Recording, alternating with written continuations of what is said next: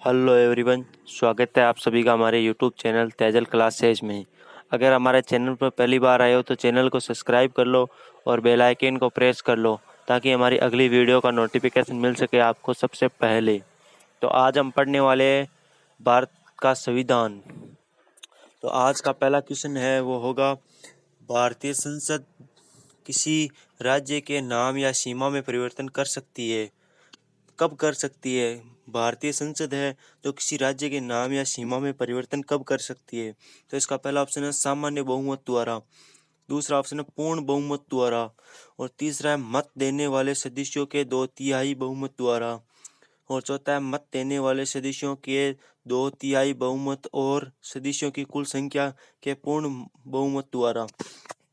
तो इसका right answer है वो होगा दोस्तों सामान्य बहुमत द्वारा भारतीय संसद है वो किसी राज्य के नाम अथवा सीमा में परिवर्तन कर सकती है। अब चलते हैं अगले क्वेश्चन पर।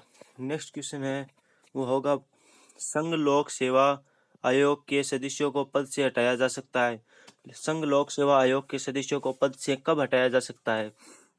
तो इसका पहला ऑप्शन है 2/3 बहुमत से पारित प्रस्ताव के बाद संसद द्वारा, 2/3 बहुमत से पारित प्रस्ताव के बाद संसद द्वारा हटाया जा सकता है क्या? दूसरा, केंद्रीय मंत्रिपरिषद की सर्वसम्मत सिफारिश पर राष्ट्रपति द्वारा, और तीसरा ऑप्शन है सर्वोच्च न्यायालय द्वारा जांच और रिपोर्ट के आधार पर राष्ट्रपति द्वारा, और चौथा ऑप्शन है केंद्रीय प्रशासनिक अधिकरण की सिफारिश पर राष्ट्रपति द्वारा। तो इसका राइट आंसर है वो होगा दोस्तों, इसका राइट आंसर वो होगा सर्वोच्च न्यायालय द्वारा जांच और रिपोर्ट के आधार पर राष्ट्रपति है वो संघ लोक सेवा आयोग के अध्यक्ष को हटा सकता है। तो इसका राइट आंसर ये हो गया। चलते हैं अगले क्वेश्चन पर। नेक्स्ट क्वेश्चन होगा, भारतीय संसद में कोई विधेयक प्रवर समिति को भेजा जा सकता है? कब भेजा जा सकता है? तो इसका पहला ऑप्शन है प्रथम वाचन के बाद, दूसरा ऑप्शन है दूसरे वाचन के बाद, तीसरा ऑप्शन है दूसरे वाचन के दौरान सामान्य चर्चा के बाद, और चौथा ऑप्शन है अध्यक्ष के विवेक से किसी भी अवस्था में। तो इसका राइट आंसर है वो सही आंसर होगा अध्यक्ष के विवेक से किसी भी अवस्था में है। भारतीय संसद में कोई विधेयक प्रवर समिति को भेजा जा सकता है अध्यक्ष के विवेक से किसी भी अवस्था में। चलते अगले क्वेश्चन पर। अगला क्वेश्चन होगा, भारत में राजनीतिक शक्ति का स्रोत क्या है? भारत में राजनीतिक शक्ति का स्रोत क्या है? तो इसका पहला ऑप्शन है संविधान, दूसरा ऑप्शन है संसद, तीसरा ऑप्शन है संसद और राज्य विधान सभाएं, और चौथा ऑप्शन है हम लोग अर्थात जनता। तो इसका राइट आंसर है वो होगा हम लोग अर्थात जनता। भारत में राजनीतिक शक्ति है वो जनता है, मतलब जनता ही किसी राजनेता को किसी पद के लिए जो है वो चुनती है। और चलते हैं अगले क्वेश्चन पर। अगला क्वेश्चन है, एक बार पूरे कार्यकाल के लिए चुने जाने पर कोई न्यायाधीश अंतर्राष्ट्रीय न्यायालय में कितनी अवधि तक काम करता है? अगर एक बार किसी न्यायाधीश को अंतर्राष्ट्रीय न्यायालय के लिए चुन लिया जाता है तो वह कितनी अवधि के लिए काम करता है? तो पहला ऑप्शन है 5 वर्ष, दूसरा ऑप्शन है 6 वर्ष, तीसरा ऑप्शन है 9 वर्ष, और चौथा है 10 वर्ष। जिसको पता है वो कमेंट करके जरूर बताना, और मेरी रिक्वेस्ट है वीडियो को लास्ट तक जरूर देखना। तो इसका राइट आंसर है वो होगा 9 वर्ष। अगर किसी न्यायाधीश को अंतर्राष्ट्रीय न्यायालय के लिए एक बार चुन लिया जाता है तो वो 9 वर्ष तक उस अंतर्राष्ट्रीय न्यायालय के लिए काम कर सकता है। अब चलते हैं अगले क्वेश्चन पर। नेक्स्ट क्वेश्चन है, निम्नलिखित में से कौन से अनुच्छेद आपातकालीन उपबंधों से संबंधित है? आपातकालीन अनुच्छेद है वो किससे संबंधित है, कौन से संबंधित है? तो पहला ऑप्शन है अनुच्छेद 32 और 226, दूसरा अनुच्छेद 350 और 351, तीसरा अनुच्छेद 352, 356 और 360, चौथा ऑप्शन है अनुच्छेद 335, 336, 337। तो इसका राइट आंसर है वो होगा अनुच्छेद 352, 356 और 360 है वो आपात स्थिति से संबंधित है। चलते हैं अगले क्वेश्चन पर।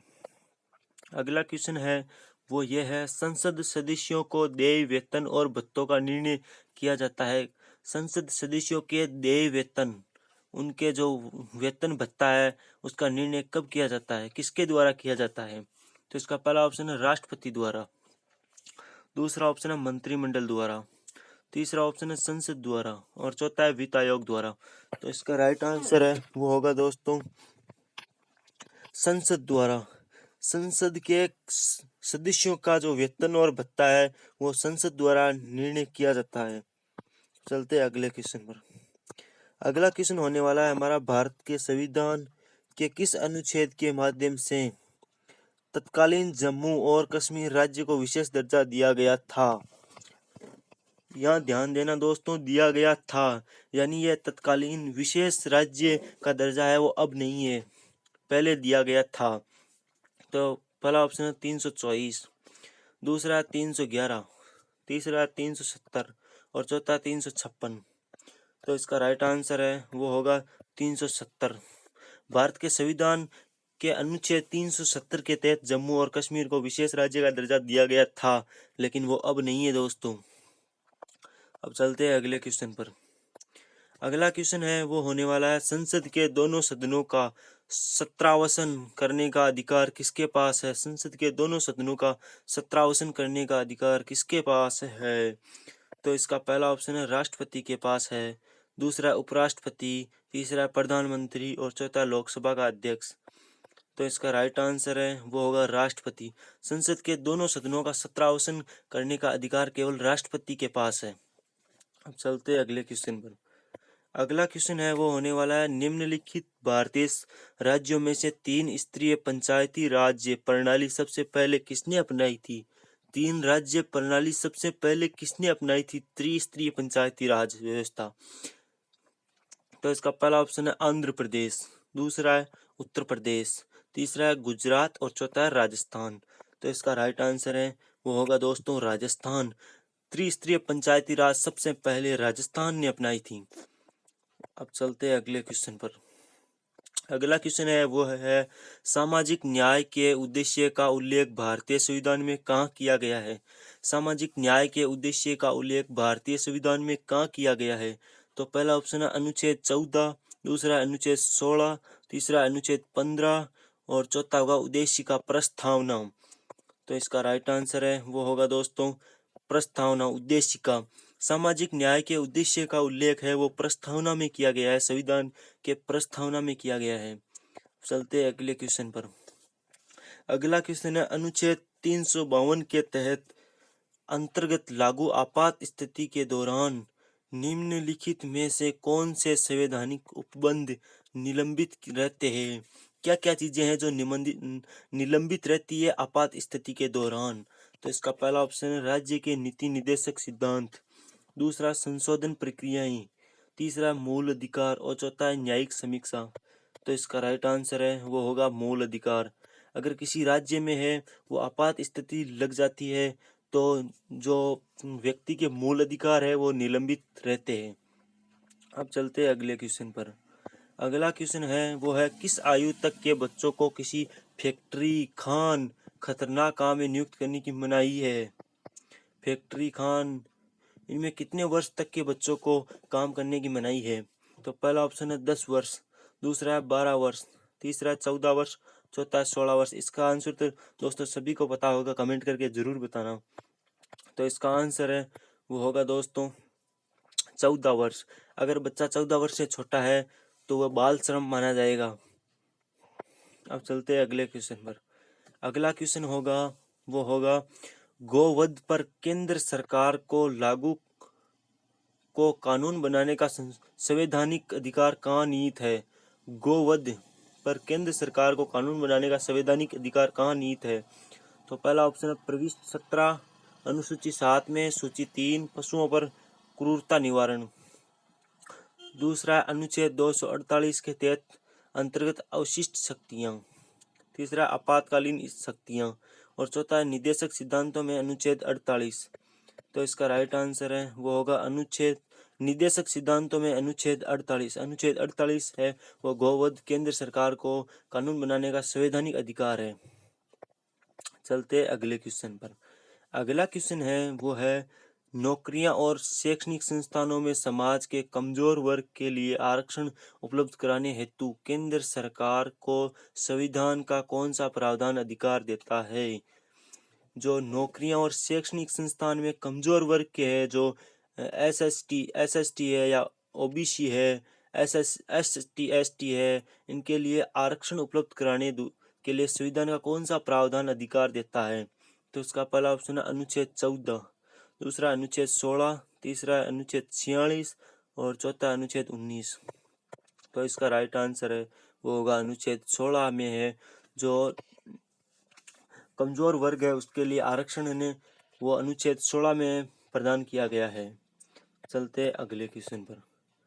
अगला क्वेश्चन है, यदि चुनाव आयोग इस बात से संतुष्ट है कि कोई उम्मीदवार चुनाव खर्च का लेखा जोखा प्रस्तुत करने में विफल रहा है तो वह कितनी अवधि के लिए उसे सदस्य बनाने या निर्वाचित सदस्य के बने रहने के लिए अयोग्य घोषित कर सकता है?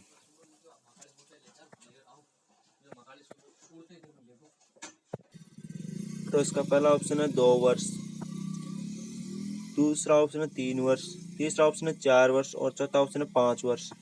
तो इसका राइट आंसर है वो होगा 3 वर्ष। चलते हैं अगले क्वेश्चन पर। अगला क्वेश्चन है जो होने वाला है, संविधान के किस उपबंध ने केंद्र सरकार को वस्तु और सेवा कर जीएसटी जो अभी लगाया है, आपको पता ही होगा, लगाने का अधिकार दिया है। जीएसटी तो अभी लगाया है, सबको पता होगा, अधिकार दिया गया है। तो पहला ऑप्शन है सूची फर्स्ट अनुसूची 7, दूसरा सूची 3 अनुसूची 7, तीसरा अनुच्छेद 246 और चौथा आपातकालीन शक्तियां। तो इसका राइट आंसर है वो होगा दोस्तों अनुच्छेद 246 के तहत जीएसटी हमारे जो अभी लगी है वो लगाई गई है। जीएसटी मोदी जी ने 2020 में लगाई थी, ये आपको पता होगा। चलते हैं अगले क्वेश्चन पर। अगला क्वेश्चन है, निम्नलिखित में से कौन सा अधिकार एक राजनीतिक अधिकार है? निम्नलिखित में से कौन सा अधिकार एक राजनीतिक अधिकार है? पहला ऑप्शन है स्वतंत्रता का अधिकार, दूसरा चुनाव लड़ने का अधिकार, तीसरा कानून के सामने समानता का अधिकार और चौथा जीवन का अधिकार। तो इसका दोस्तों आपको आंसर पता होगा, कमेंट करके जरूर बताना किस किस को सही आंसर पता है। तो इसका सही आंसर है वो होगा कानून के सामने समानता का अधिकार। मतलब ये पहले भी आया था क्वेश्चन की कानून के सामने सब समान है, चाहे अमीर हो, चाहे गरीब हो, चाहे छोटा हो, चाहे बड़ा हो। चलते हैं अगले क्वेश्चन पर। अगला क्वेश्चन है वो होगा, न्यायपालिका का मुख्य कार्य क्या है? न्यायपालिका का जो मुख्य कार्य है वह क्या है? पहला ऑप्शन है कानून बनाना, दूसरा कानून का निष्पादन, तीसरा कानून का न्याय निर्णय और चौथा कानून को लागू करना। तो इसका राइट आंसर है वो होगा कानून का न्याय निर्णय, कानून का न्याय निर्णय। चलते अगले और लास्ट क्वेश्चन पर आज के। सर्वोच्च न्यायालय के न्यायाधीशों के वेतन और भत्ते का भुगतान किया जाता है, किसके द्वारा किया जाता है? सर्वोच्च न्यायालय के न्यायाधीशों का वेतन और भत्ते का भुगतान किसके द्वारा किया जाता है? तो इसका पहला ऑप्शन है भारतीय रिजर्व बैंक से, दूसरा भारत की आकस्मिक निधि से, तीसरा है भारत की संचित निधि से और चौथा है वित्त आयोग से। तो इसका राइट आंसर दोस्तों कमेंट करके जरूर बताना। इसका राइट आंसर ये होगा भारत की संचित निधि से है। जो सर्वोच्च न्यायालय के न्यायाधीशों का वेतन और भत्ता है वो उसका भुगतान भारत की संचित निधि से किया जाता है। तो दोस्तों आज के लिए इतना ही, बने रहिए हमारे साथ, चैनल को सब्सक्राइब कर लो। वीडियो कैसा लगा कमेंट करके जरूर बताना और वीडियो को शेयर करना न भूलना।